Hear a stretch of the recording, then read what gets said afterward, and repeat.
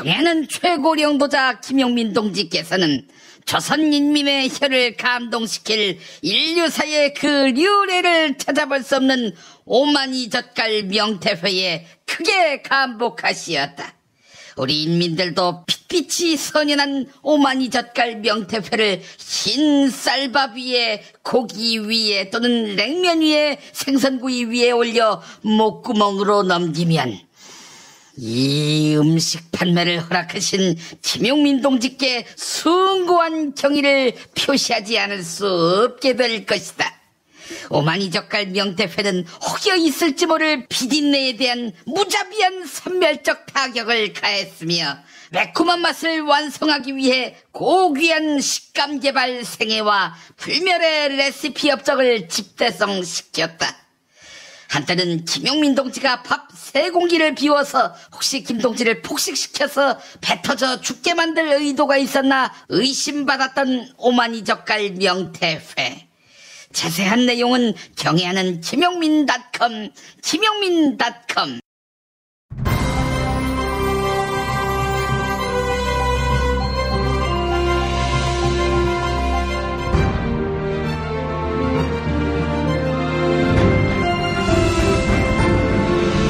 2018년 4월 6일 금요일 김용민 브리핑 2부 시작하겠습니다.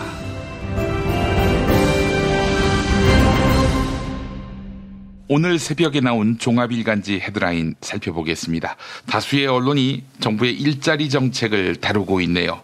먼저 경향신문, 청년 일자리와 위기 지역에 3조 9천억 푼다. 세계일보, 군산 등 6곳 고용 위기 지역 일자리 추경 3조 9천억 원 의결. 서울신문, 청년 5만 명 일자리에 2조 9천억 푼다. 중앙일보, 세금으로 배 사주고 일자리 떠안긴 정부. 이렇게 제목을 달았습니다. 정부가 청년 일자리 문제를 해소하고 고용 위기에 빠진 지역을 지원하기 위해 3조 9천억 규모의 추가 경정 예산안을 편성했습니다. 또한 자동차와 조선업 위기로 고용 위축이 우려되는 군산과 거제를 포함한 6개 지역을 고용 위기 지역으로 지정했는데요. 한국 GM 사태로 고용 위기에 처한 군산은 산업 위기 대응 특별 지역으로도 지정했습니다.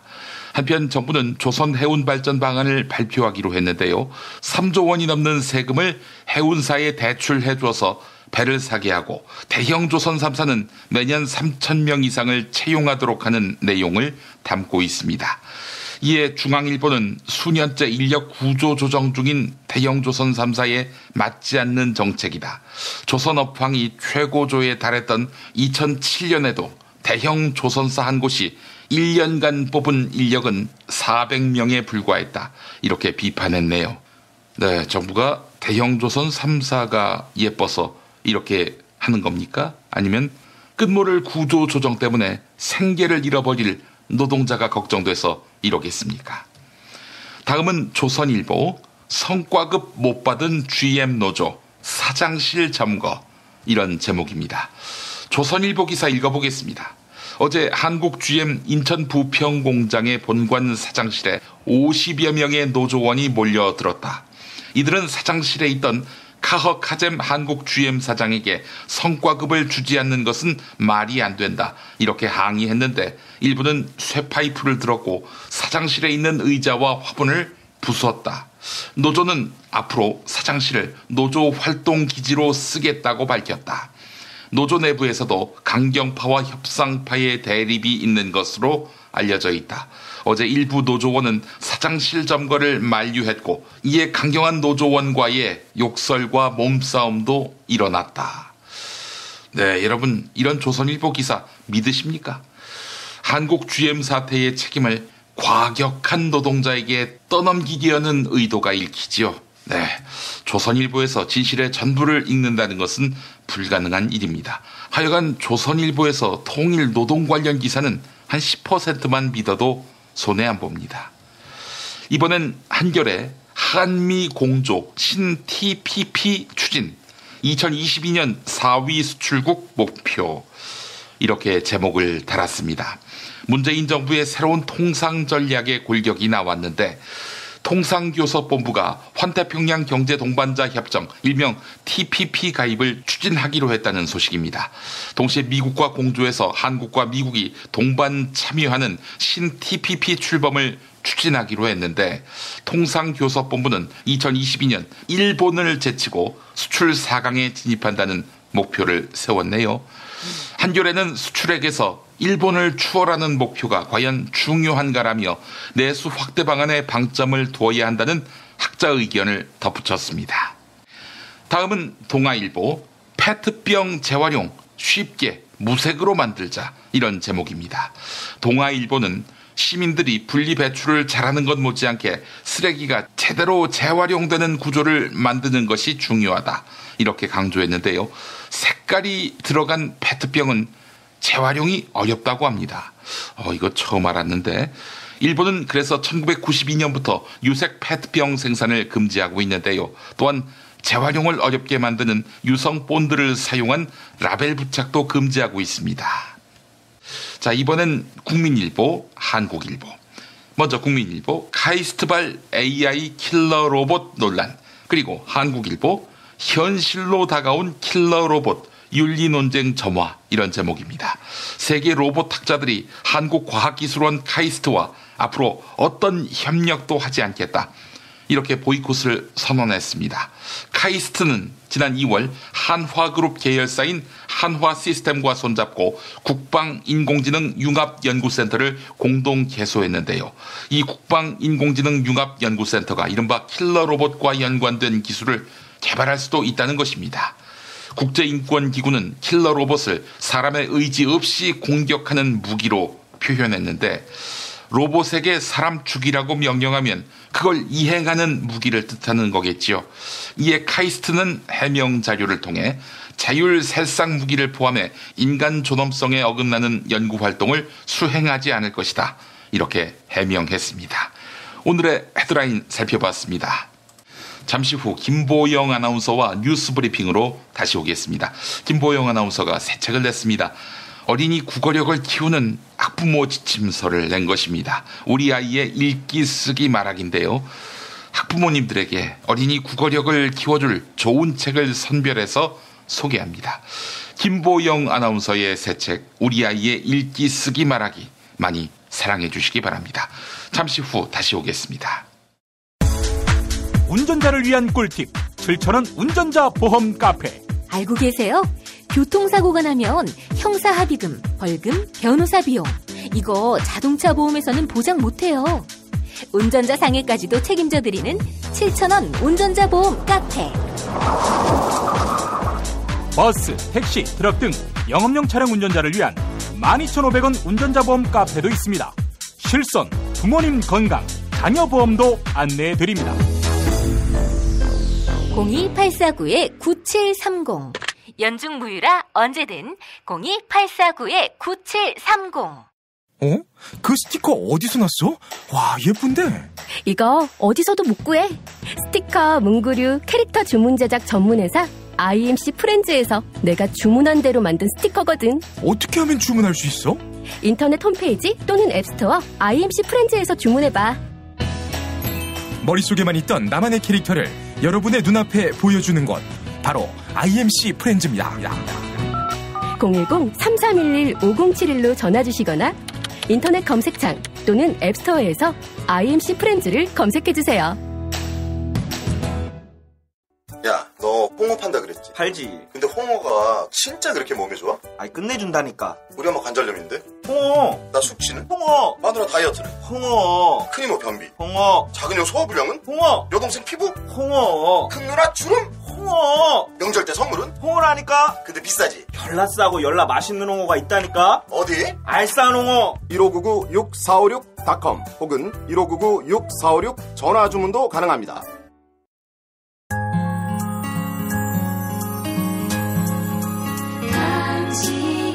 정직한 뉴스 보자관 김용민과 주파수를 맞춘다. 새로운 아침 특별한 선택 김용민의 뉴스 브리핑. 김용민의 뉴스 브리핑.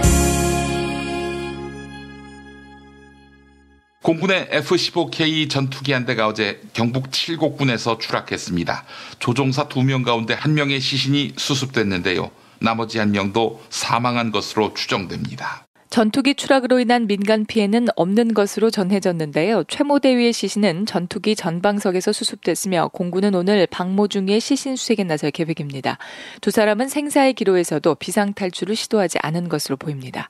군 관계자는 추락 전투기로부터 비상탈출할 때 자동으로 나오는 신호가 발생하지 않았다, 이렇게 전했는데요. 전투기가 추락할 때 민가 회피 기동을 실시하다 비상탈출 시기를 놓쳤을 가능성도 제기됩니다. 고 김대중 전 대통령의 부인 이희호 여사의 경호에 대해 김진태 자유한국당 의원이 청와대 경호처에서 경찰로 경호 업무가 이관돼야 한다, 이렇게 주장하고 있습니다. 이에 문재인 대통령은 관련법 개정이 이루어지기 전까지 청와대 경호처가 경호를 할 수 있다고 본다, 이렇게 말했습니다. 현행 대통령 경호법상 이희호 여사의 경호 기간은 지난 2월 24일 만료됐습니다. 다만 경호처는 경호 업무를 유지해왔는데요. 이에 김진태 의원은 경호를 계속할 근거가 없다며 대통령 경호처의 경호 업무를 즉시 중단하고 경찰청에 이관해야 한다는 내용의 공문을 보냈습니다. 결국 대통령 경호처는 지난 월요일 이희호 여사의 경호 업무를 경찰에 인계하는 작업을 시작했는데요. 이에 대해 문재인 대통령이 직접 견해를 밝혔습니다. 김의겸 청와대 대변인이 문재인 대통령의 지시를 브리핑했습니다. 정치권 일각에서 이희호 여사에 대한 경호 업무를 경찰로 이관해야 한다는 주장이 나오고 있다. 그러나 대통령 등의 경호에 관한 법률 제4조 제1항 제6호는 그 밖에 처장이 경호가 필요하다고 인정하는 국내외 요인에 대해서는 청와대 경호처가 경호를 할 수 있다고 규정하고 있다.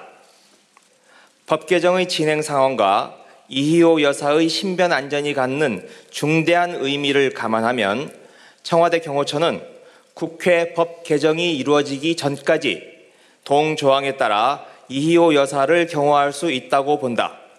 한편 전직 대통령 배우자는 경호 기간을 늘리는 내용의 대통령 경호법 일부 개정안이 지난달 국회 법제사법위원회 전체 회의에 상정된 바 있는데요. 자유한국당 의원들의 반대로 처리되지 못했었네요. 국정농단 사태의 정점인 박근혜 씨. 이 박근혜 씨가 운명의 날을 맞았습니다. 박근혜 씨의 1심 선고가 오늘 낮 2시 텔레비전으로 실시간 생중계됩니다. 오늘 서울중앙지법 형사 22부는 뇌물수수를 포함한 18가지 혐의로 재판에 넘겨진 박근혜 전 대통령의 1심 판결을 선고합니다. 앞서 검찰은 박근혜 전 대통령에게 징역 30년에 벌금 약 1,200억 원을 구형했는데요. 지난해 4월 구속 기소 후 거의 1년 만에 내려지는 1심 선고지만 정작 박근혜 전 대통령 본인은 법정에 출석하지 않을 가능성이 큽니다. 한편 국정농단 정점에 있는 박근혜 전 대통령은 비선실체 최순실 씨보다 무거운 형량을 피할 수 없을 것으로 보입니다. 18개 혐의 가운데 15개 혐의는 이미 다른 공범들의 재판에서 유죄 판단을 받았죠. 이에 따라 공범들과 혐의가 겹치는 박근혜 전 대통령 혐의도 유죄로 인정될 가능성이 높습니다. 지방선거가 2달여 앞으로 다가왔지만 자유한국당은 총체적 난국에서 헤어나오지 못하고 있습니다. 떨어진 정당 지지율은 좀처럼 오를 기미가 없고 외부 인사 영입을 통한 세피 수혈도 진척이 없습니다. 정치학 교수들과 여론조사 전문가들은 자유한국당의 문제는 아직도 자신들의 문제가 무엇인지조차 모르는 게 가장 큰 문제다, 이렇게 입을 모았는데요. 먼저 전문가들은 자유한국당이 보수의 가치를 제대로 제시하지 못하고 있다고 꼬집었습니다. 박근혜와 이명박 두 전직 대통령 문제도 자유한국당의 발목을 잡는 요인입니다. 특히 자유한국당은 자신들이 배출한 대통령이 탄핵당하고 구속됐는데 진정어린 참여나 사과를 하지 않고 있죠. 또한 자유한국당 내부에서는 홍준표 대표의 당 운영이나 지방선거 공천에 대해 지나치게 독단적이다라는 비판이 나오고 있는데요.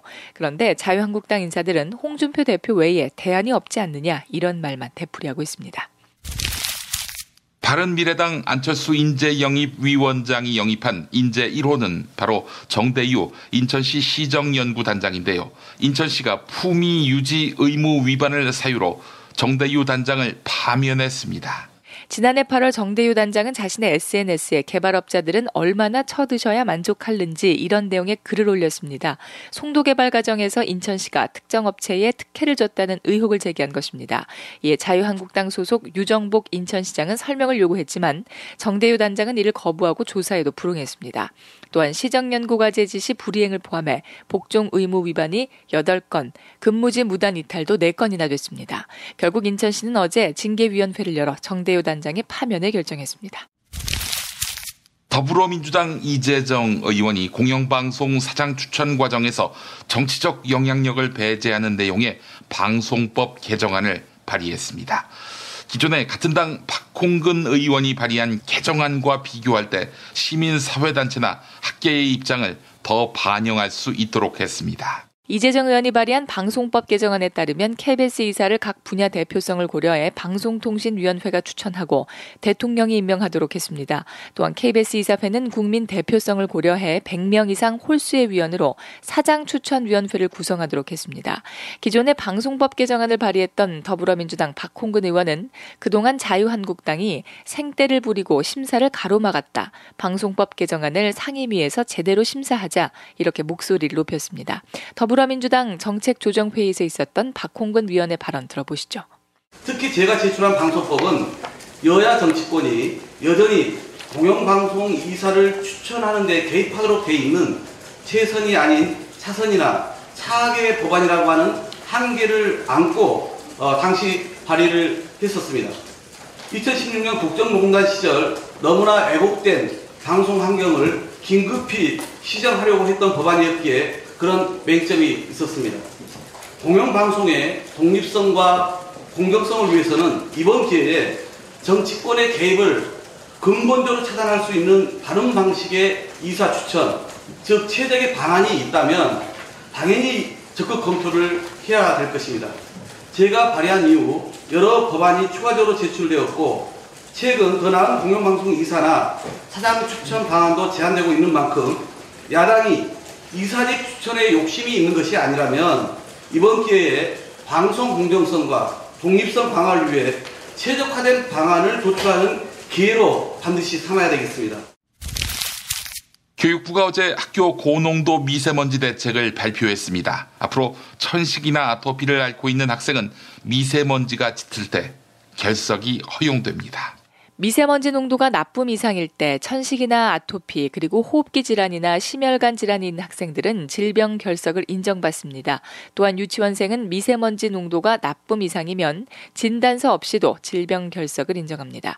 지난달 말 전국 유치원과 초등학교 그리고 특수학교 교실 가운데 공기정화 장치를 설치한 교실의 비율은 40%에 불과했는데요. 교육부는 3년 안에 공기정화 장치를 모두 설치하기로 했습니다. 환경부가 수도권 재활용 쓰레기 문제 대응 방안을 발표하기로 했다가 취소했습니다. 이낙연 국무총리가 현장부터 수습하라 이렇게 환경부를 질타했기 때문입니다. 환경부는 수거 중단 업체 측과 협의해 폐비닐과 스티로폼에 대한 정상 수거 방침을 알렸죠. 하지만 환경부의 재활용 쓰레기 대책 발표 이후에도 혼란이 이어지고 있습니다. 이에 환경부는 어제 수도권 아파트를 중심으로 현장 점검에 들어갔습니다. 그런데 환경부는 중장기 대책을 발표하기로 했다가 취소한 것으로 알려졌습니다. 이낙연 국무총리에게 거센 질타를 받았기 때문입니다. 수도권 재활용 쓰레기 문제 대응 방안을 사전에 보고한 자리에서 이낙연 총리는 현장부터 수습하라 이렇게 질타했습니다. 한편 당장 급한 불을 꺼야 하지만 결국 생산자 책임 강화와 일회용품 규제가 근본적인 해법이다 이런 지적이 나오네요. 사이버 성폭력 피해자가 근로복지공단으로부터 산업재해 승인을 받았습니다. 근로복지공단이 사이버 성폭력으로 인한 정신질환을 업무상 질병으로 인정한 것은 처음입니다. 대학에서 수화통역을 전공하고 자격증을 딴 황모 씨는 2011년 107 손마리움 센터 입사했습니다. 황 씨의 역할은 청각장애인과 수화로 대화를 나눈 뒤 비장애인들에게 그들의 이야기를 전하는 것인데요. 2014년 영상전화를 걸어온 남성은 장애인이 아니었습니다. 이 남성은 황 씨가 보는 앞에서 은밀한 부위를 드러내고 음란 행위를 했습니다. 황 씨는 같은 전화를 무려 10차례에 걸쳐 받았는데요. 규정상 전화를 끊지도 못했습니다. 결국 황 씨는 지난해 9월부터 정신과 치료를 받았고 담당 의사는 회사를 그만두라고 권유할 정도로 황 씨의 상태는 심각했습니다. 지난해 10월 황 씨의 피해 사실을 알게 된 김영주 고용노동부 장관도 충격을 금치 못한다 이렇게 밝히며 황 씨에게 산재 신청을 독려했다고 하네요. 김용민 파일. 어떤 정치인의 약속. 안 후보께서 대표가 되면은 합당 추진은 없는 겁니까? 저는 하지 않겠습니다. 그러나 몇 달 뒤. 오늘 저는 결연한 각오로 국민의당 당대표 직위와 권한을 모두 걸고 바른정당과의 통합에 대한 전 당원의 의견을 묻고자 합니다. 또 다른 어떤 정치인의 약속. 내년 지방선거와 함께 개헌 국민투표를 실시하겠습니다. 또 몇 달 뒤. 그때는 숙고를 못하고 개헌을 해야 되겠다는 당위성은 있으나 시기 문제는 잘못됐다는 걸 생각을 못했죠. 그래서 지방선거 때는 개헌이 안 된다. 지방선거 후에 연말까지 하자. 자신을 둘러싼 거짓말에 분개했던 파면 구속된 전직 대통령. 한 사람도 빠짐없이 구해달라. 뭐 이런 식으로 제 할 거는 다 했다고 생각을 하는데 그날 저는 정상적으로 이 참사, 이 사건이 이런 게 터졌다 하는 것을 보고받으면서 계속 그거를 체크를 하고 있었어요. 보고를 받아가면서. 박근혜 전 대통령이 첫 종합 서면 보고를 받았다고 주장한 참사 당일 오전 10시. 골든타임이 끝나기 전에 보고를 받았고 계속 점검했다는 주장이었습니다. 하지만 검찰은 그 시간 김장수 전 안보실장이 종합보고서가 아닌 상황보고서 일부 초안을 받고 박 전 대통령에게 전화를 걸었다고 밝혔습니다. 그러나 박 전 대통령이 전화를 받지 않아 상황병이 보고서를 가지고 가 관저 근무자에게 전달한 것으로 조사됐습니다. 박 전 대통령과 안보실장의 첫 통화는 사고 발생 이후 1시간 34분, 골든타임 이후 5분이 지난 10시 22분쯤에야 침실에서 이루어졌다고 검찰은 밝혔습니다. 탄핵 근거도 다 날조된 것이라고 주장하는 파면 구속된 전직 대통령. 대통령을 끌어내리고 탄핵시키기 위해서 그토록 어마어마한 거짓말을 만들어내야만 했다고 한다면 그 탄핵 근거가 얼마나 취약한 건가 그런 생각을 했습니다. 최고 헌법기관인 헌법재판소는 하지만 재판관 전원의 일치된 의견으로 주문을 선고합니다. 주문, 피청구인 대통령 박근혜를 파면한다. 오늘 1심에서 중형이 내려지겠지만 죄목에는 없을 국민 괘씸죄가 가장 큰 죄임을 잊지 말아야. 박근혜 전 대통령은 모두 18개의 혐의를 받고 있습니다. 이 가운데 15개가 이미 다른 재판에서 유죄로 인정됐습니다. 검찰이 징역 25년을 구형했던 최순실 씨는 1심에서 18개 혐의 중 16개가 유죄 또는 일부 유죄가 인정돼 징역 20년이 선고됐습니다. 징역 30년이 구형된 박 전 대통령에겐 최순실 씨보다 더 높은 형량이 선고될 것이라는 게 법조계의 일반적인 관측입니다. 대부분의 혐의가 대통령직을 이용했던 것인 만큼 최고 권력자였던 박 전 대통령을 더욱 엄중히 처벌할 수밖에 없다는 겁니다. 골반 잡자 바로 잡자 바디로직 허리 통증 바로 잡자 바디로직 몸매 교정 바로 잡자 바디로직 자세가 좋아지는 골반 교정 타이즈 바디로직 검색창에 골반 교정 바디로직 삐딱한 남성 골반 허리에도 역시 바디로직입니다. 바디로직의 효과를 못 느끼셨다면 100% 환불해드립니다. 자세한 환불 조건은 홈페이지를 참조하세요. 하루에 2번씩은 꼭 간 것 같아요. 속이 굉장히 편해진 것 같아요. 휴지에도 하나도 안 깔끔하게 끝나더라고요. 그만 넣고 싶은데도 계속 나오더라고요. 눈 뜨니까 바로 화장실 가고 싶더라고요. 양은 감당이 안 되더라고요. 너무 많아가지고.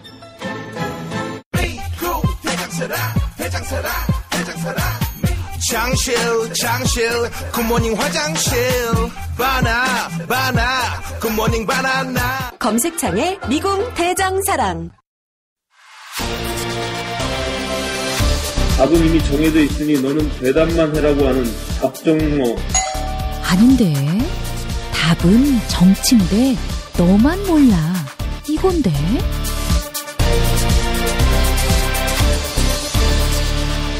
국민보좌관 김성회의 답정너.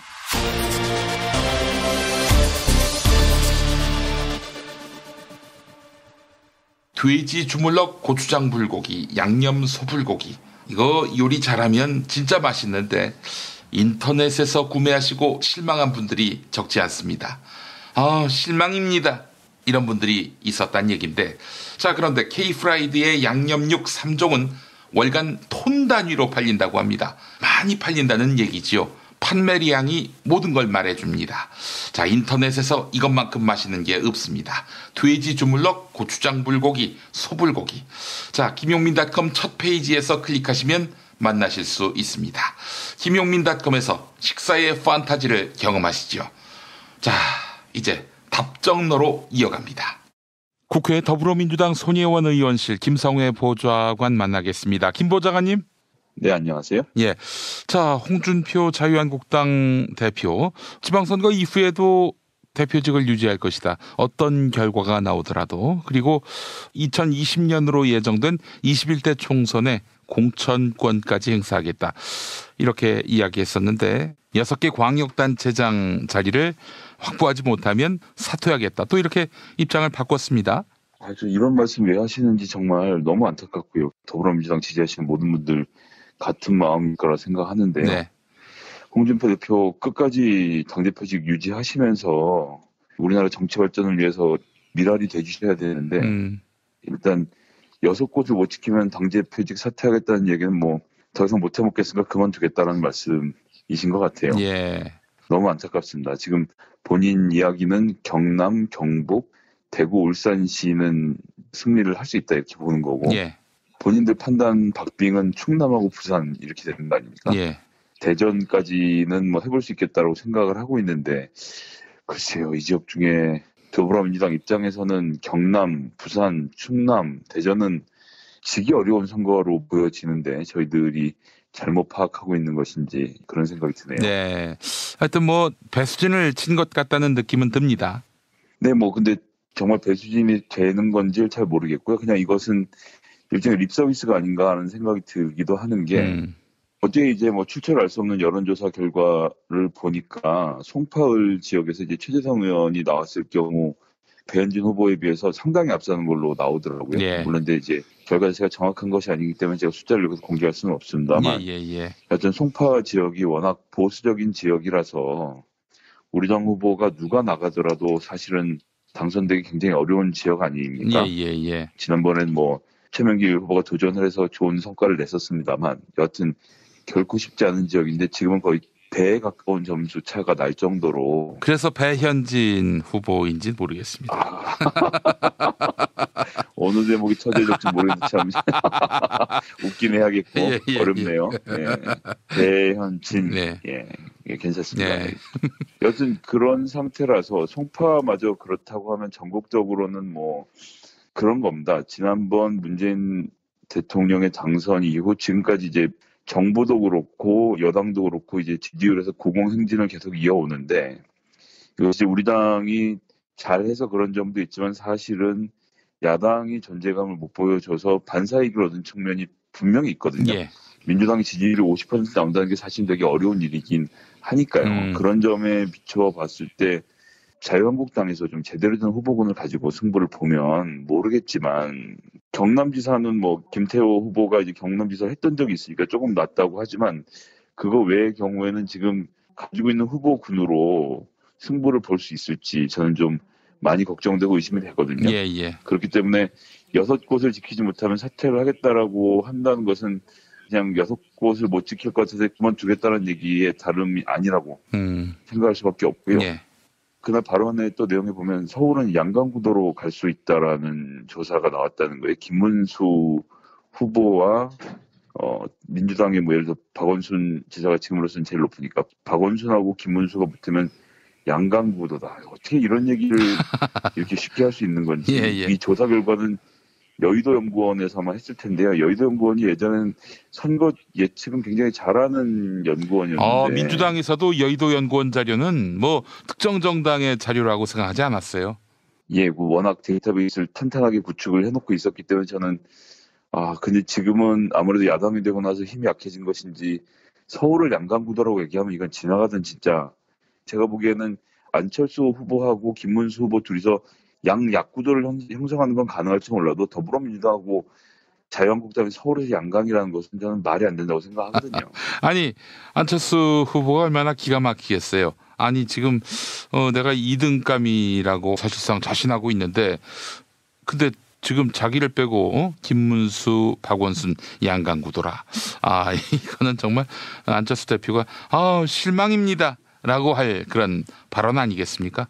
예, 이제 양강구도에 안철수 후보가 가세를 해서 3자구도로 가면 승산이 있다라고까지 판단을 했다는 이야기를 하는 걸 보니까 과연 정세 판단을 제대로 하고 있는 건지 아니면 무슨 생각에서 이런 무리수를 던지는 건지 잘 알 수가 없네요. 충남 같은 경우도 이인재 후보 지역에서의 지지도나 이런 것들은 있지만 미래를 위한 비전을 보여주는 게 없지 않습니까? 예. 자유한국당이 갈 길에 대해서는 아무것도 보여주지 못하는 이런 공천을 놓고 6달을 지킬 수 있다라는 큰 소리를 치는 것은 과연 무엇인지. 더불어민주당이 그렇다고 해서 우리가 다 이길 수 있다라고 자만을 떨어서 될 때는 아니지만 그래도 이런 식으로 현실적이지 못한 진단을 내놓는 것에 대해서는 좀 남의 당이지만 걱정이 되는 일입니다. 예, 알겠습니다. 하여간 홍준표 대표가 이제 배수진을 쳤고 이 선거 결과에 책임을 지겠다 이렇게 밝힌 만큼 자유한국당은 이번 선거를 홍준표 대표 책임 아래 치르게 됐고요. 그럼 민주당으로서는 나쁘지 않은 그림 아닙니까? 네, 그렇습니다. 민주당 입장에서는 자유한국당 홍 대표가 이제 총선의 준비 과정으로 지방선거를 치른다면서 지방선거의 정의를 정확히 했죠. 예.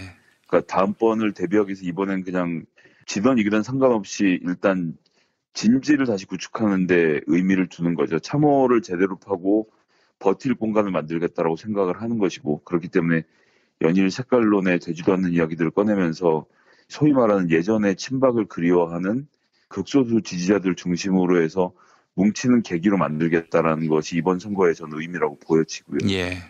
그래서 홍준표 대표 말 맞다나 좌도 우도 아닌 정리 대상인 정당과 열대를 하지 않겠다라는 선언을 하는 것. 이것도 저는 정체성을 지키기 위한 일이라고 보고요. 이런 과정을 통해서 정체성을 지키면 그것을 기반으로 해서 다음번 선거에서 확장을 해볼 수 있겠다 생각을 하는 것 같은데 글쎄요. 박근혜를 긍정하는 집단이 중도로 과연 확장을 할 수 있을 것인가 저는 매우 부정적입니다. 알겠습니다. 자, 다음 이슈 한번 살펴보겠습니다. 이거 아주 굉장히 미묘한 문제인데 이희호 여사 경호가 불필요하다. 김진태 자유한국당 의원이 이렇게 주장했습니다. 자, 그런데 문재인 대통령이 이희호 여사 경호하라 이렇게 지시를 내렸습니다. 예, 이것은 아까 전에 자유한국당의 선거 전술에 맞닿아 있는 지점인데요. 네. 일베처럼 선거하겠다는 겁니다. 그냥 김대중 대통령과 호남 다 꼴보기 싫다는 거거든요. 그냥 막무가 된 겁니다.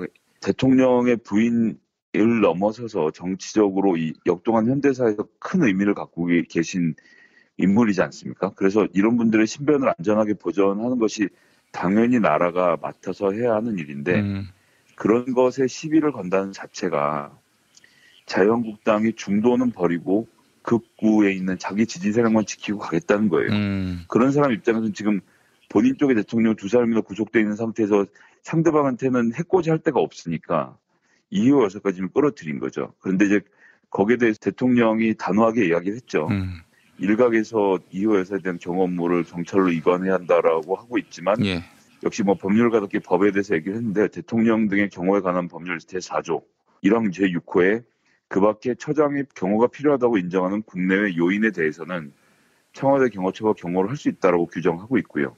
그렇기 때문에 경호처장이 이희호 여사를 국내 요인으로 삼기만 하면 이것은 경호하는데 아무런 문제가 없는 겁니다. 게다가 운영위원회 소위원회에서 전직 대통령과 부인에 대한 청와대 경호 기간을 5년 늘리자라는 개정안을 통과시켜놨는데 이것도 또 법사위에서 권성동 위원장이 아직도 있죠. 그 법사위에서 심의 의결되지 않는 상태거든요. 자꾸만 손대라고 했는데 자꾸 이게 무슨 상원 의원인 것처럼 굴고 이 상전인 것처럼 구는 법사위 권성동 위원장의 이런 행태는 정말 비판받아 마땅하다고 생각하고요. 이제 뭐 임기 얼마 남지도 않았지만 여하튼 이런 식으로 운영위원회가 여야가 합의해서 통과시킨 법조차도 틀어막고 있는 이런 행태들, 거기다가 모든 법에 감나라 대추마라 하고 있는 김진태 자유한국당 의원의 이러한 태도가 저는 더 법 정신에 어긋난다고 생각을 하고요. 이호 여사 문제는 뭐 대통령의 말대로 청와대가 계속 할 수 있는 법적 규정을 갖고 있고요. 그것에 따라서 신분을 지켜드리면 되는 문제라고 생각합니다. 여하튼 지방자치 선거를 앞두고 이런 문제까지 정쟁으로 끌어들이는 김진태 의원을 포함한 자유한국당의 태도엔 정말 분노하지 않을 수 없습니다. 예, 알겠습니다. 말씀하신 중에 권성동 의원 이야기를 해서 그런데 여러 대통령 겪었지만 문재인 대통령 아주 지독하고 잔인하다. 이런 말은 새겨 듣지 않아도 되겠죠? 지독하고 잔인하다라는 표현 야당 입장에선 그러하다고 볼 수 있다고 보고요.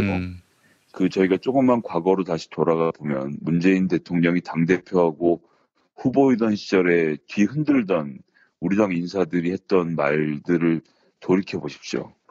뭐 무능하다는 기본이고요. 우유부단하다, 결정을 못 내린다. 그래서 과연 문재인 후보가 대통령이 됐을 때 적폐청산을 제대로 할 수 있겠냐, 전직 대통령에 대한 수사를 제대로 할 수 있겠냐라는 의문을 끊임없이 던져왔지 않습니까? 국민의당으로 흩어지기 전까지. 예.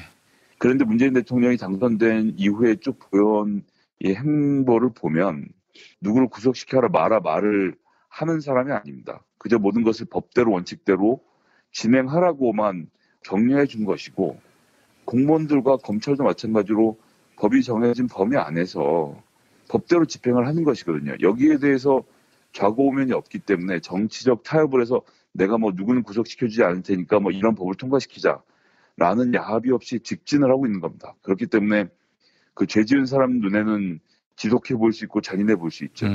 하지만 저는 그런 면에서 문재인 대통령 정말 개인적으로 굉장히 존경한다는 말씀 드리고 싶고요. 예.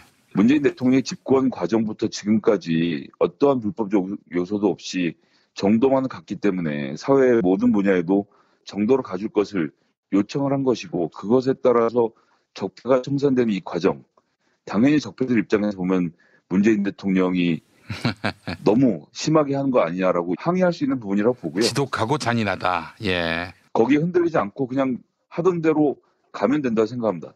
거꾸로 말씀드리면 마찬가지지만 조국 민정수석의 경우도 그렇고 대통령도 그렇고 검찰에게 뭔가 지시해서 지금 이 정치적인 사찰을 하거나 일을 진행하고 있는 것이 아니기 때문에, 그렇기 때문에 지금 야당이 더 당황을 하고 있는 거예요. 사실은 제가 몇 번 말씀드렸습니다만 처벌하지 않을 것이 권력자가 가진 권한인데 지금 문 대통령이 그런 권한을 행사하지 않고 있는 거죠. 본인의 권한을 내려놓음으로써 더 강직하게 적폐청산을 진행하고 있는 이런 모습에 항의하는 사람이 있는 것은 당연하고, 항의하는 그 자가 바로 적폐가 아닌지 우리가 눈을 부릅뜨고 지켜봐야 하지 않나, 그런 생각을 해봅니다. 예. 한마디로 대통령이 지독하다, 잔인하다 이렇게 이야기하는 건 나 좀 도와주세요, 뭐 이런 얘기 아니겠습니까? 그렇습니다. 거기서 그러잖아요. 그래서 권성동 의원이 우리가 여당일 때는 야당이 소리치고 난리를 치면 달래서 하려고 하는데 지금은 달랠 생각을 안 한다. 자기 좀 달래달라는 거죠. 예. 안타깝습니다, 진짜. 예. 자, 이건 뭐 지금 김진태 의원의 이호 여사 경호 시비, 이것도 역시 뭐 정치 공세로 봐야 할 것 같은데, 문재인 대통령이 깔끔하게 정리했다는 점은 매우 현명한 선택이라는 생각도 들고요. 정치적 센스도 돋보이는 그런 판단이 아니었겠나 하는 생각이 듭니다. 저는 이런 데도 쭈뼛대지 않고 그냥 해라고 말하는 대통령이 정말 멋있다고 생각합니다. 예, 그렇습니다. 이럴 때 뭐 좌고우면할 것도 없어요. 또 이런 것들에 대해 일침을 가하는 것도 국민들이 70% 지지해주는 대통령으로서의 어떤 자신감도 내비친 것이기도 하고요. 예, 알겠습니다. 자, 김성애 보좌관님 오늘 말씀 잘 들었습니다. 네, 감사합니다.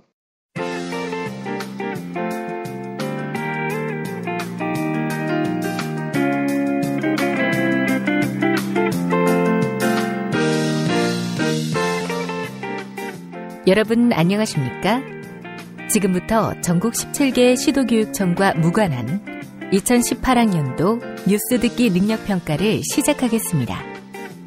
가정이나 직장, 차량, 야외에 계시는 애청자 여러분께서는 팟캐스트의 음량을 알맞게 조절하여 주시고 팟빵 게시판에 정답과 이메일 주소, 사연을 써올리시기 바랍니다.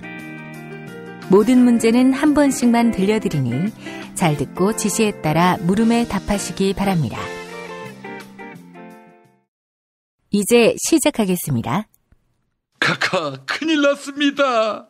뭐가 또 큰일 났어요? 오늘 카카 1심 선고일입니다. 그래, 난 사형으로 알고 있어. 그 사형까지 언도할 수는 없는데. 그래, 그보다는 싼 걸로 끊어주겠지. 응? 그러면 나는 사형에서 감형됐네? 이러면서 좋아하면 되지. 응? 아유, 괜히 20년이냐 25년이냐 이거 기대하다가 더 센 거 나와봐. 얼마나 실망하겠어. 뭐 인생을 긍정적으로 사는 법 터득하셨군요. 야, 벌써 1년 지났잖니. 응? 근데 1년이 10년 같더라. 아버지 각하 시절에 아무 잘못 없는데도 간첩 누명 써서 감옥에 간 사람도 있었죠. 10년 넘게 깜빵 생활한 사람도 있습니다. 그 사람들은 10년이면 100년 같겠군요. 아니, 누가 억울하게 감옥 갔단 말이야? 각하 빨갱이 누명 써서 사형당한 분도 있습니다. 각하 아버지 시절에 말이죠. 인혁당이라고. 아, 민혁당? 아니요, 인혁당이요, 인. 그래, 민혁당. 뭐 각하, 그나저나 MB가 구치소 생활이 여의치 않은 모양입니다. 수면제 먹고도 잠이 안 온다, 이렇게 호소하고 있다는 겁니다. 그래, 그 신참들이 적응이 잘 안 되지. 하지만 시간이 약이야. 야, 근데 MB가 검찰 수사 안 받지 않아? 그죠. 검찰총사 가서 조사받는 것도 아니고 방문 조사하러 검사들이 친히 왔는데도 절대 조사 안 받는다잖아요. 게다가 방에서 혼자 지내고. 응? 그래, 그래도 일생이 VIP였는데 그 감옥에 들어가면 춥고 더럽고 좁긴 하지. 각하처럼 말입니까? 야, 내 방은 정말 좁고 춥고 더러워요. MB가 있는 서울 동부구치소는 새로 지은 곳이잖아. 좀 바꾸자고 하자. 만약에 각하가 서울 동부구치소로 가시면 순실이하고 마주칠 때도 있을 텐데요. 순실이하고 면회하러 가다가 만나시면. 이 망할년, 왜 10시 20분이 되도록 안 깨워주고. 그나저나 각하, 일주일 있다가 세월호 영화가 나옵니다. 그날 바다. 충격적인 내용이 담길 거라고 하던데. 난 그 영화 한 20년 있다가 나가서 봐야지. 각하, 보는 정도로 끝날 일이 아닙니다. 행여나 그 영화 때문에 각하 형량이 40년, 50년 더 더해질 수도 있지 않겠습니까? 정유라가 환갑잔치 때 아마 그때 나가실 거다. 그니까 이 씨발놈들아, 사형을 때리라고. 야, 나도 족같고 너희도 족같지 않니? 문제 드리겠습니다. 그 전에 선물 소개 먼저. 회창이 형. 도서출판 책밥에서 협찬하는 신간 내일은 결혼 선물해드립니다. 결혼을 준비할 때 필요한 정보를 만화에 담았습니다. 예비 부부들에게 꼭 필요한 내일은 결혼 강력하게 추천합니다. 다른 정답자에게는 도서출판 노마드에서 만든 알아두면 잘난 척하기 딱 좋은 영어 잡학사전을 선물해드립니다. 암기가 아닌 연상작용을 통해서 기억하게 만들어주는 살아있는 영어 교과서 알아두면 잘난 척하기 딱 좋은 영어 잡학사전, 많은 관심 부탁드립니다. 이번엔 이 회장님. 안녕하세요. 또 다른 정답자에게는 애주가들의 핫 아이템 술친굼 한 박스 선물해 드릴 거예요. 포털 사이트에서 술친굼 검색해 주시면 되겠습니다. 그리고 금요일 정답자 가운데 한 분께는 남도 먹거리에서 협찬하는 먹을거리 꾸러미 상품 선물해 드리는데, 인터넷 주소창에 남도먹거리.kr 입력해주세요. 그리고 금요일 정답자 가운데 한 분께는 골반 보정 속옷 바디로직 리포머 팬츠를 보내드려요. 검색창에서 바디로직 찾아주세요. 아이고 힘들어라. 철수야, 네가 받아라.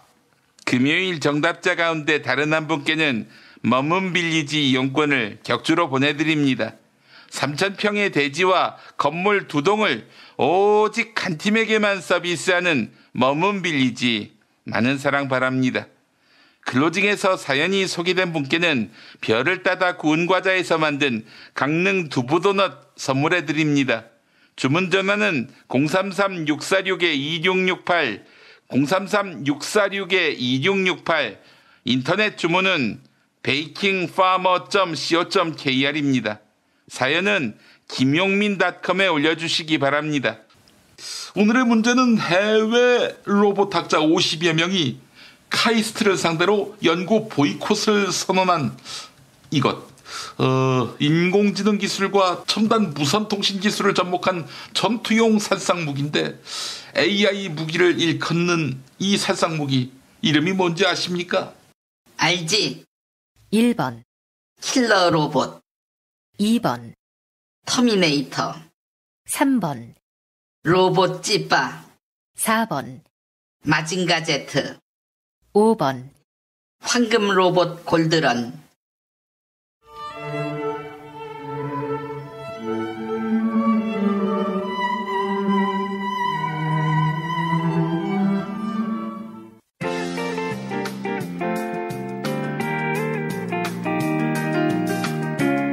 수고하셨습니다. 정답자는 다음 방송일 뉴스 포렌메리가 끝나고 발표합니다. 이상으로 전국 17개 시도교육청과 무관한 2018학년도 뉴스 듣기 능력평가를 모두 마치겠습니다. 판촉물이나 단체 선물이 필요할 때 이왕이면 우리 편 회사 네피아를 찾아주세요. 인터넷 검색창에 네피아를 치시거나 032-519-4800으로 전화주시면 친절하게 상담해드립니다. 그런데 상품은 뭔가요? 네피아를 가서 고르세요. 3만 가지가 넘는 물품이 있어요. 오늘 녹음 끝나고 한 잔? 술 끊는다며. 새해가 되면 술 끊겠다는 결심들 많이 하시는데요. 네. 쓸데없는 짓 하지 마시고요. 네, 술친구미 있잖아요. 네이버에 술친구를 검색하세요. 멀쩡합니다, 진짜. 노력한 만큼 내어주는 자연. 그 자연의 마음을 알기에 정성농장 홍삼. 검색창에서 정성농장 홍삼을 검색해주세요. 010-9754-6972. 다이어트를 위한 꿀팁. 동결건조 채소와 곡물, 단백질, 그리고 효소와 비타민, 미네랄로 만든 다이어트 전용 그린 스무디로 하루 한두 끼만 바꿔 드세요. 비타샵에서 만나요. 술자리 많은 요즘 3차까지 달린 당신을 위한 필수품. 전창걸의 새싹 땅콩차. 이제 속쓰림은 잊으세요. 070-8635-1288 070-8635-1288.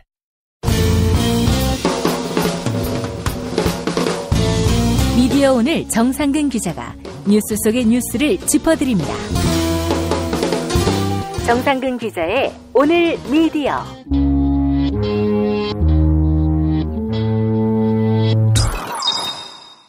미디어 오늘 정상근 기자 만나겠습니다. 정 기자님. 네, 안녕하십니까. 네, 오늘 어떤 이야기 준비하셨습니까? 네, 일단 언론과 관련해서 그 연구조사 하나가 결과가 나왔는데 예. 이게 좀 내용이 재밌어서 간단하게 소개를 좀 해드리겠습니다. 예. 이게 어떤 조사냐면은 대체 우리 한국 사회에 있어서 언론인에 대한 인식은 어디에 위치하고 있나 뭐 요거를 알아볼 수 있는 지표였어요. 예. 한국언론진흥재단에서 발표한 언론 신뢰도에 대한 시민인식 조사 결과입니다. 예.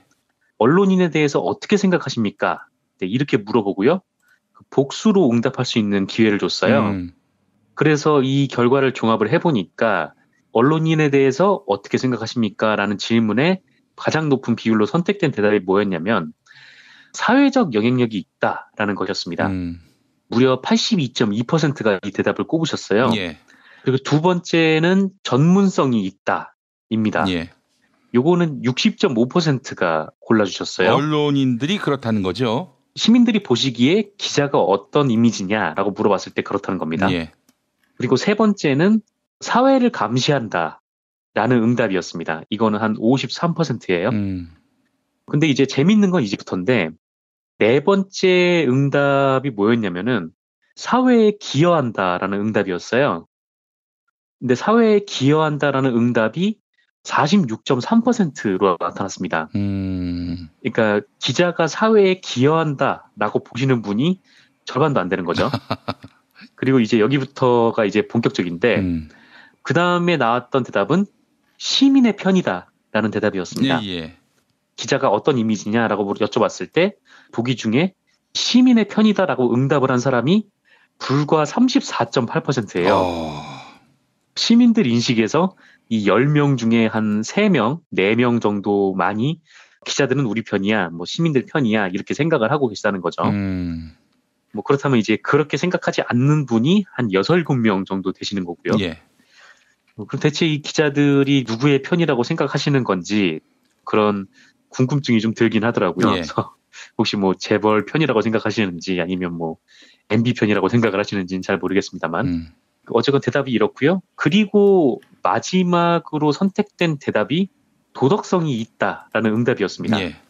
그러니까 기자를 떠올렸을 때 도덕성이 있다라고 이미지를 갖고 있는 사람이 불과 28.2%예요. 종합해 보면은 그러니까 사회적 영향력이 있다가 가장 많았잖아요. 그러니까 사회적으로 잘 나가는데 믿을 만한 놈들이 아니다라는 그런 결론이 이제 나오는 거죠. 사회에 기여하는 놈들이 아니다. 또 이런 인식. 네, 그러니까 사회적으로 힘을 갖고 있지만 시민의 편도 아니고 또 도덕성이 있는 자들도 아니다. 이렇게 기자들을 보고 계시는 겁니다. 예.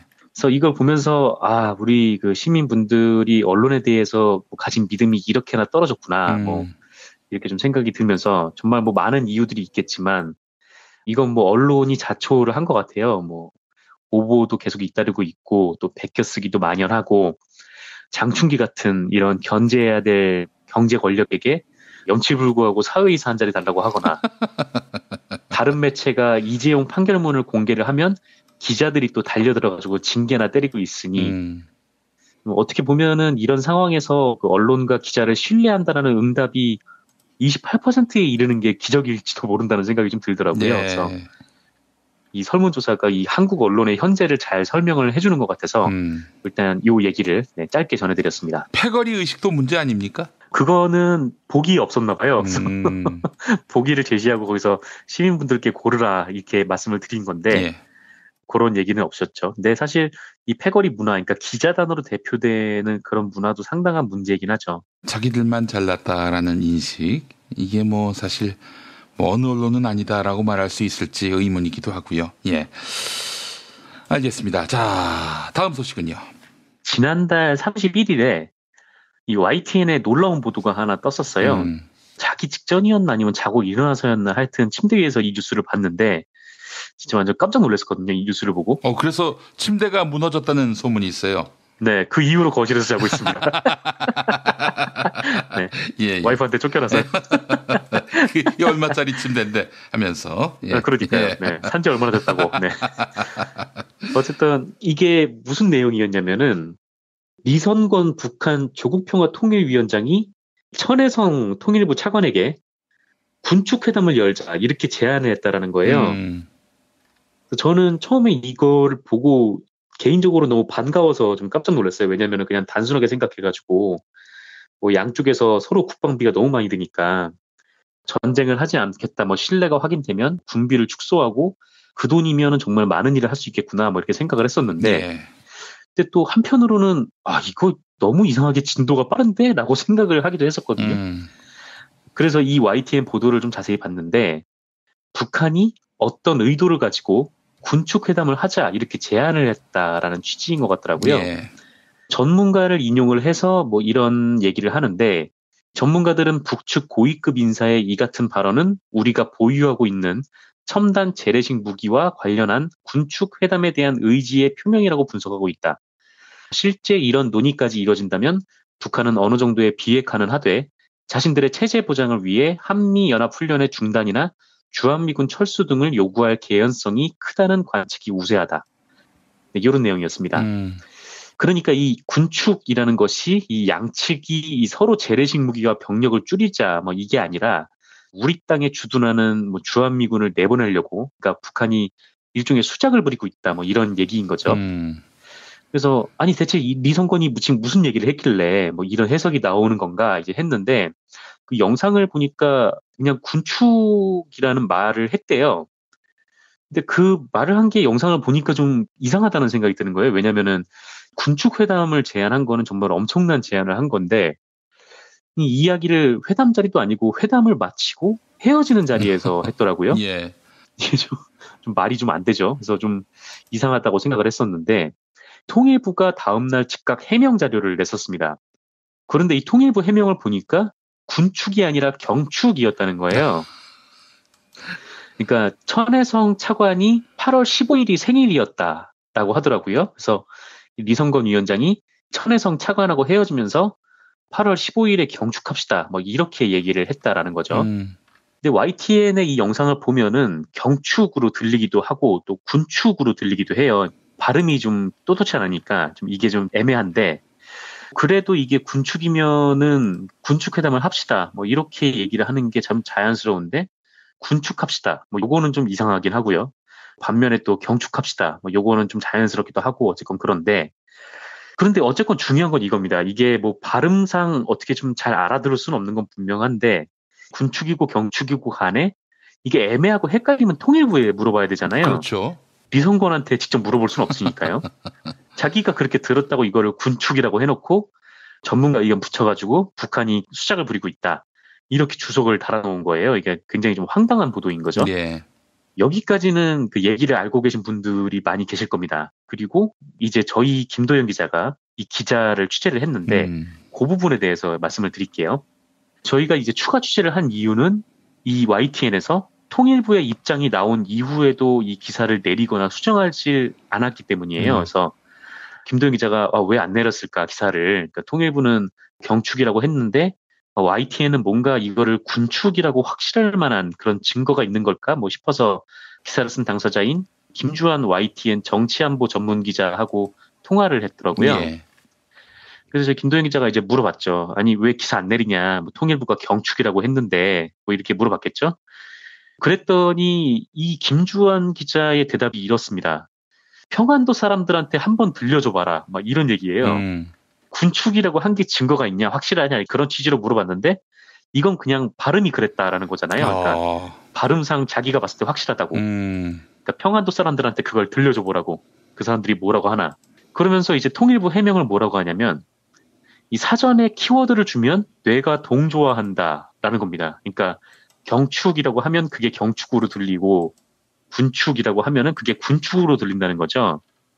그러니까 통일부가 경축이라고 해명했기 때문에 사람들이 군축이 아닌 경축으로 인식을 한다, 뭐 이런 얘기예요. 근데 이것도 리성건이 군축이라고 했다, 뭐 이런 정확한 증거는 아니잖아요. 예. 김주환 기자가 지금 계속 횡설수설을 하는데, 또 저희 이제 김도영 기자가 또 물어봤죠. 아니 어떻게 그렇게 군축이라고 확신을 하냐, 이 현장에서 직접 들은 거냐, 이렇게 물어보니까 이 사람이 나는 국장급이다라고 대답을 했대요. 그게 무슨 상관이에요? 그러니까요. 아니 왜 당신이 국장급인지 뭔지 왜 그런 얘기를 하는지 모르겠는데 어쨌건 현장에서 들은 얘기는 아니라는 거잖아요. 보통 언론사에서 뭐 국장급이다라고 하면은 그냥 안에서 이제 데스킹을 보는 사람들을 얘기를 하기 때문에, 그래서 현장에서 직접 들은 얘기도 아니라는 걸로 좀 해석이 되는데, 어쨌든 그렇게 얘기를 하더라고요. 그러니까 이제 내가 국장급이고 내 나름의 어떤 고참 언론인으로서 이미 검증해서 내놓은 건데 왜 여기에 토를 다느냐라는 얘기군요. 네, 그런 걸 수도 있고요. 그러면서 이 사람이 그거를 어떻게 검증을 했냐니 8명한테 그걸 들려줬대요. 예. 그러니까 8명한테 들려줬는데 8명이 다 이거 군축으로 들리는데 라고 해서 군축이라고 썼다는 거예요. 한마디로. 그리고 이제 자기의 가족의 출신지가 북한과 관련돼 있다고 막 이렇게 얘기를 하면서 자기한테 그 이북 사투리를 쓴다고 탈북 기자라고 오해를 한대요. 그러니까 자기 귀에 뭐 평안도나 함경도 사투리가 더 잘 들어오지 않겠냐, 뭐 이런 얘기인 거죠. 참 별의별 근거를 다 대는군요. 이 진짜 말도 안 되는 얘기잖아요. 네. 그래서 자기가 그렇게 들었으니까 군축이 확실하다, 뭐 요 얘기만 계속 하는 건데 제가 봤을 때 이제 하이라이트는 이제 여기입니다. 그래서 저희 김도영 기자가 직접 그 얘기를 들은 사람이 이제 차관이잖아요. 예, 예. 차관한테 이걸 확인을 해봤냐, 뭐 이렇게 물어봤어요. 그랬더니 이 사람이 하는 말이 왜 이렇게 사람이 급하냐? 1년 뒤에 특종이 되는 것도 있는데 8월 15일까지 기다려봐라 이러는 거예요. 그때 군축이 논의되면은 내 기사가 결과적으로 특종이 될 것이다. 그렇죠. 8월 15일에 군축회담을 하면 자기 기사가 오보가 아닌 거고 네. 군축회담 안 하면 오보인 거고 뭐 이런 건가? 이런 생각이 좀 들더라고요. 예, 예. 근데 이렇게 기사 쓰면은 뭐 하루에 한 100개도 쓸 수 있죠. 말도 안 되는 얘기잖아요. 그리고 이 사람한테 독자가 오인할 수 있지 않겠냐 뭐 이렇게 한번 더 물어봤더니 이 사람이 하는 말이 그거는 귀하의 사정이고 나는 안 급하다 뭐 이런 얘기를 하더랍니다. 진짜 제가 봤을 때는 정말 역대급 캐릭터인 것 같아요. 이 사람은.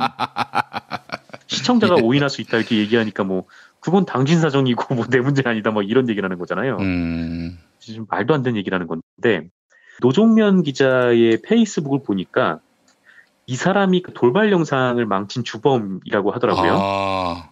그래서 뭐 이런 사람이 지금 국장급으로 대우를 받고 있고 YTN의 현실이다. 뭐 이렇게 노종면 기자가 이렇게 얘기를 하시던데 예, 예. 정말 이런 사람이 전문 기자라는 타이틀을 달고 예. 귀가 밝아서 전문 기자인지는 모르겠지만 하여튼 전문 기자로서 내가 군축이라고 얘기를 한 거를 군축이라고 들었으니까 이거는 이제 군축회담을 하는 거다. 뭐 그렇게 주장을 하면서 전문가들 의견을 받아서 북한이 수작 부리고 있다. 막 이런 식의 보도를 하는 말도 안 되는 얘기를 지금 계속 하고 있는 그런 사람이 YTN에 지금 있습니다. 예, 그래요. YTN 파업의 후유증이 얼마나 심각한지를 이 오보 그리고 오보를 고치지 않는 터무니없는 태도에서 확연히 드러나네요. 그렇습니다. 뭐 오보를 뭐 내면 안 되지만 인간이 이제 완벽할 수 없으니까 오보를 낼 수도 있죠. 그러면 이제 뭐 바로 정정 보도를 내거나 아니면 뭐 사과를 하거나 이렇게 해야 되는데 이런 뭐 말도 안 되는 이유를 대면서 계속 이거를 내리지도 않고 계속 버티고 있는 그런 상황인 거죠. 그래서 아까 좀 말씀드렸던 대로 뭐 이 사람이 뭐 1년 뒤에 뭐 특종이 되는 것도 있다. 막 8월 15일에 뭐 군축회담을 하면은 자기 말이 맞는 거고 뭐 이런 식으로 기사를 쓸 거면은 YTN 직원 한 분이 뭐 그랬다고 하더라고요. 차라리 김정은 사망 전망 기사를 내고 김정은 죽을 때까지 기다려라 막 이렇게. 예. 그거랑 이제 다를 바가 없는 거잖아요. 예. 네, 어쨌건 이런 좀 역대급 캐릭터가 있습니다. 예, 알겠습니다. 하루속히 YTN이 정상화되지 않으면은 사태가 더 심각해지겠네요. 그렇습니다. 이런 사람들이 지금 YTN에서 계속 보도를 하고 있고 또 무능력한 사람들이 계속 존재를 하는 거죠. 알겠습니다. 자, 정상근 기자님 수고하셨습니다. 네, 감사합니다. 평양에 간 우리 예술단 공연 어제 텔레비전 3사를 통해 녹화 중계됐는데요. 감동이 컸지만 남과 북이 함께 부를 수 있는 노래가 그리 많지 않다는 생각도 들었습니다. 그러면서 이 노래가 생각났습니다. 백두산. 네, 대학 시절에 참 많이 불렀는데요. 어서 속히 남북이 해빙기를 맞아서 손맛 잡고 그 백두산을 오르는 날을 희망합니다. 노래마을의 백두산 준비했습니다.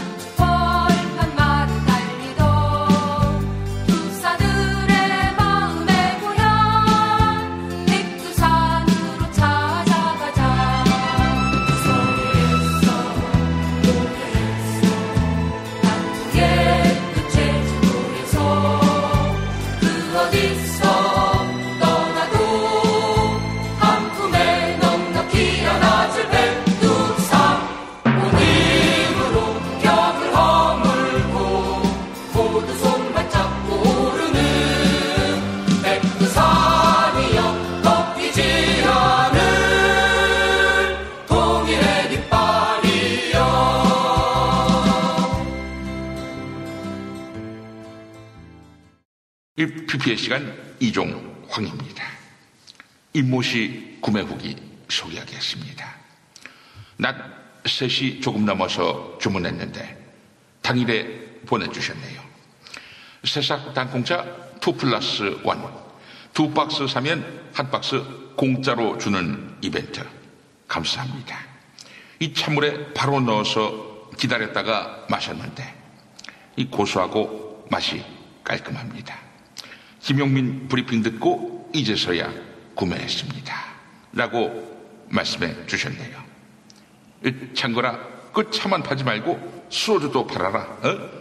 그리고 그거 2+1 안 되냐? 뭐라고?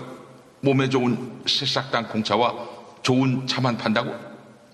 그 새싹 땅콩차 먹고 그게 땅콩만해지는 건 아니겠지? 아니라고? 전창걸몰닷컴 전창걸몰닷컴 여러분 많이 사랑해 주시기 바랍니다. 홍준표입니다.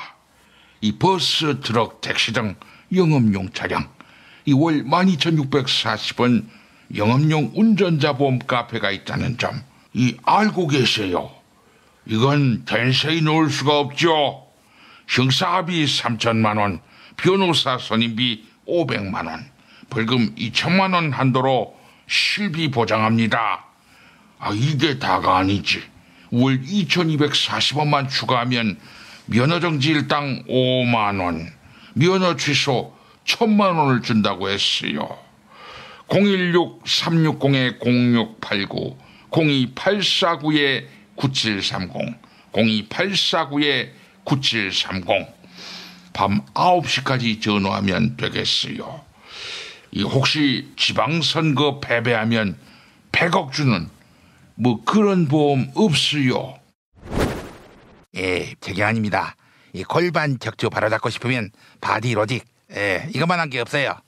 어떤 분 구매 후기를 보면 열흘 정도 입었습니다. 이 다리 전체를 잡아주는 느낌이 좋아요. 전 8시간쯤 걷는 직업이라 힘들었지만 일을 마칠 때면 딱 조이는 느낌이 괜찮아요 라고 하셨습니다. 뭔 고민들이 많이 필요합니까? 입기만 해도 체형을 바로 잡아주는 바디로직 검색창에서 바디로직 각하 이 바디로직 입으시고 법정에 가만히 계시면 기분이 좋아집니다. 제발 좀 재판 좀 나가세요. 이회창입니다. 정성농장 홍삼 섭취 후기 읽어보겠습니다. 방기창님, 저와 같은 창자 돌림이군요. 이제 나이도 불혹을 조금 지나고 예전 같지 않다는 느낌을 확확 받고 있는 요즘이라 그런지 그 효과를 바로 느낄 수 있었습니다. 정성농장 홍삼 대단합니다. 그리고 또 다른 사연이 왔습니다. 이분은 누구시지? 읽어보겠습니다. 이번에 정성농장 홍삼 먹고 올드보이에서 벗어나 충남도지사 후보로 뛰게 됐습니다. 청춘으로 돌아간 것 같습니다. 이름이 아니 이 씨발 새끼, 아니 이 새끼가 충남도지사로 나가? 정성농장 홍삼, 이 좋은 홍삼을 왜 이 새끼한테 줬지? 뒷목 정성농장 홍삼. 탄핵 때문에 뭐 이야기를 전달을 하려고 해도 길을 막고 듣질 않아요. 해족 수준으로 쪼그라든 한국 보수. 회생의 길은 과연 있을까? 변화된 정치 환경. 갈 길 잃은 보수에게 새로운 희망을 제시한다. 애국보수의 화려한 부활과 집권을 위한 본격 가이드. 김용민의 신간. 보수를 지켜라. 진중권도 투표하는 보수 정당. 광주에서도 일당이 될 수 있는 보수 정당. 젊은이들의 입당이 줄을 잇는 보수 정당. 언제까지 민주당 정의당을 부러워만 할 것인가? 부러우면 진다니까? 자유한국당 당원 김용민이 쓴 보수를 지켜라. 이김에서 나왔습니다.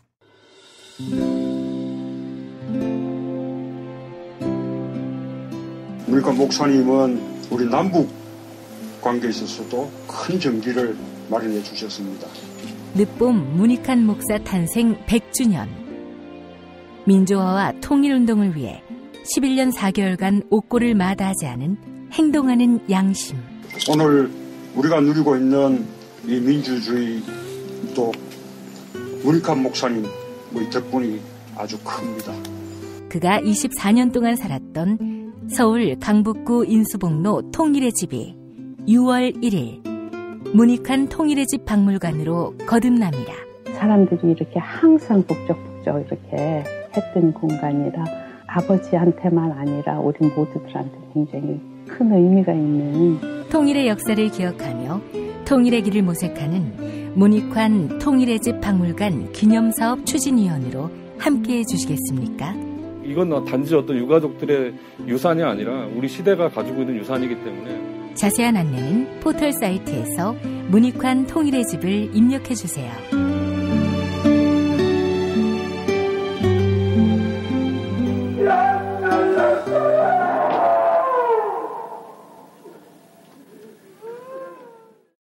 도올 김용옥 선생의 마가복음 강해로 여러분을 초대합니다. 이 마가복음이라는 게 대단히 중요합니다. 왜냐하면 복음서의 원형이기 때문에. 원형. 매주 일요일 아침 11시 서울 서대문구 충정로 20 서울 지하철 충정로역 9번 출구 앞에 있는 벙커원에서 도울과 만나세요. 율법을 믿으시겠다고? 신약이 율법의 완성이라고? 얼어빠질 그따위 기독교 내 입 앞에서 제발 입도 뻥끗 터지지 말아요. 그런 소리는. 벙커원 교회 일요일 예배를 겸하는 이 자리. 도울이 진리와 생명이었던 예수를 원형 그대로 복원합니다. 그 십자가를 과감하게 걸머지고 돌아가신 예수를 말하지 아니하고 믿으면 너는 금방 축복받을 일만 남았다. 이게 한국 목사들 99%의 거짓말 설교예요. 도울의 마가복음 설교는 따로 녹화 녹음되지 않으며 현장에서만 만나실 수 있습니다. 도울 선생의 마가복음 설교는 2월 4일부터 진행됩니다. 김용민닷컴으로 여러분의 사연 받고 있습니다. 김용민닷컴 자유 게시판에 많은 사연 부탁드립니다. 효엘님, 이제 김용민닷컴에서만 쇼핑할게요. 우리 편 회사의 제품을 쓸게요. 아이고 감사합니다. 효엘님 고맙습니다. 네, 그렇지만 김용민닷컴에는 없어도 우리 광고주들, 이분들도 우리 편입니다. 이분들 물품도 많이 구매해 주시기 바랍니다. 신이 있으면 좋겠다님, 삼성의 노조와해 문건에 암호가 나온다고 합니다. 전에 다니던 회사 노무팀에서 노조원들을 과일에 비유해서 관리했던 것이 생각나네요. 수박은 겉으로는 아닌 척하지만 속은 순빨갱이, 빨간색 자두는 겉도 속도 빨갱이라는 의미였습니다. 참 떫은 감 같은 인간들이네요. 2018년 4월 6일 금요일 김용민 브리핑 모두 마칩니다. 애청해주신 여러분 감사합니다.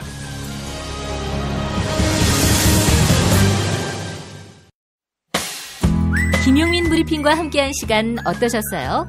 다음 시간에도 보다 바르고 알차며 즐거운 정보로 여러분을 찾아가겠습니다.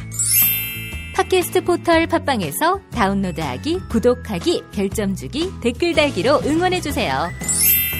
잊지 마세요. 다운로드하기, 구독하기, 별점 주기, 댓글 달기.